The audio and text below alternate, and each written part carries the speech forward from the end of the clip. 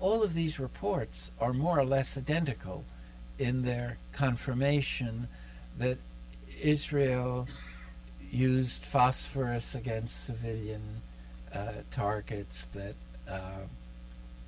indiscriminate tactics were relied upon, very loose rules of engagement. This has been borne witness to by the 30 Israeli soldiers who published this very moving document called Breaking the Silence, in which they in effect say they were told to be indiscriminate in order to eliminate risks of Israeli casualties. And so the analysis and the conclusions that one finds in the Goldstone report are beyond serious question. That you have to be extremely biased to question their bias, to allege their bias. In other words, even if you're very sympathetic with Israel, you can't look at these facts without coming to these general conclusions.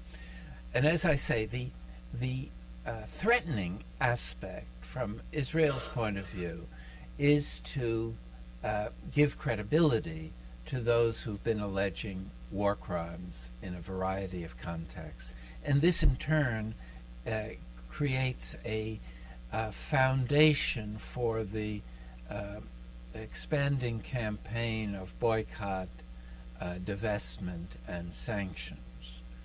And it makes that campaign seem not anti-Semitic, not arbitrary, but grounded in law and morality.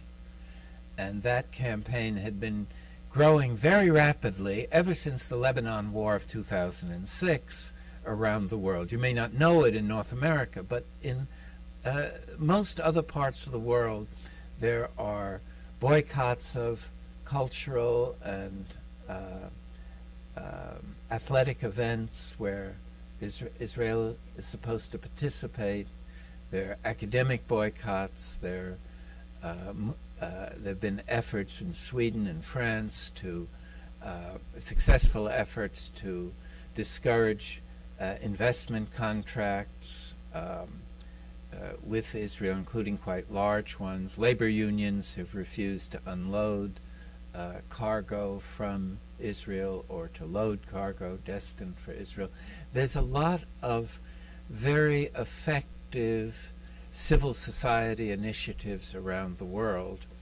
And the Palestinian solidarity movement on this global scale has become the real sequel to the anti-apartheid movement that was so effective in the 1980s.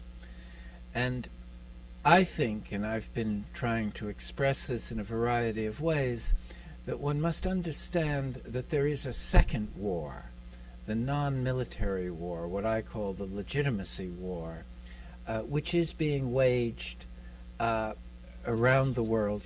And it rests on three kinds of elements or dimensions. First of all, the symbolic dimension of appropriating the symbols of legality and morality and legitimacy for a particular struggle. Secondly, the reliance on soft power, not hard power, to carry on the struggle.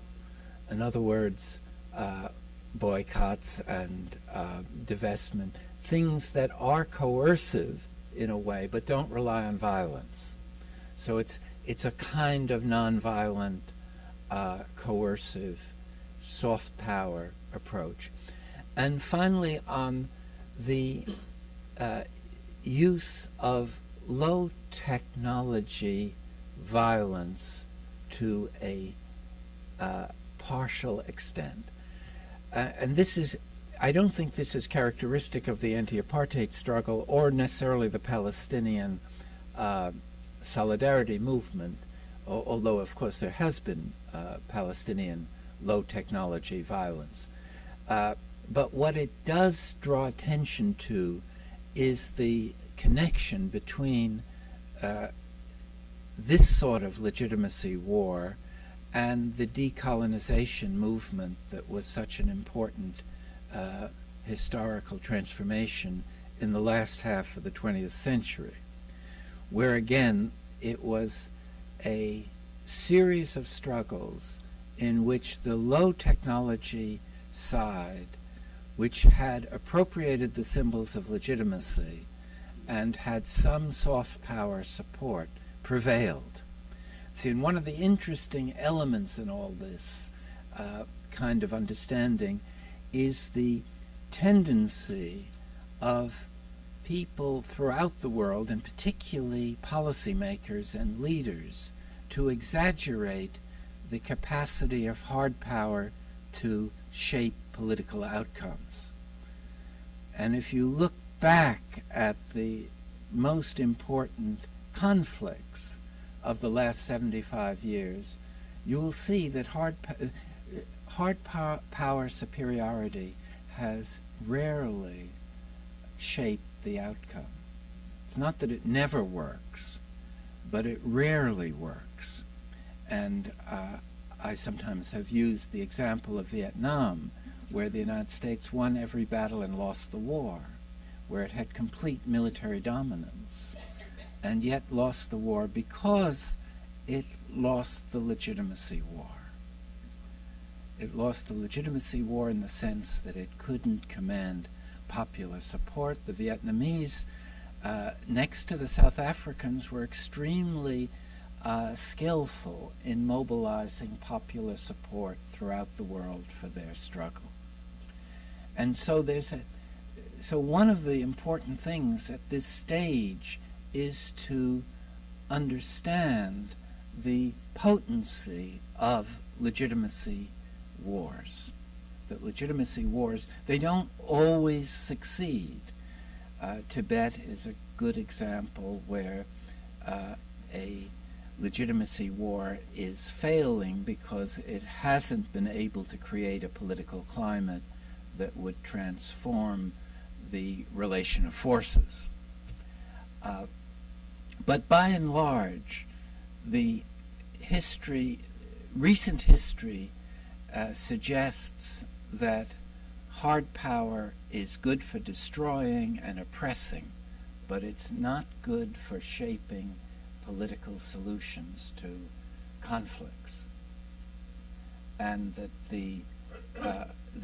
what shapes the political solutions are either this collaboration between low technology violence and legitimacy, or some kind of transformation of the formerly oppressive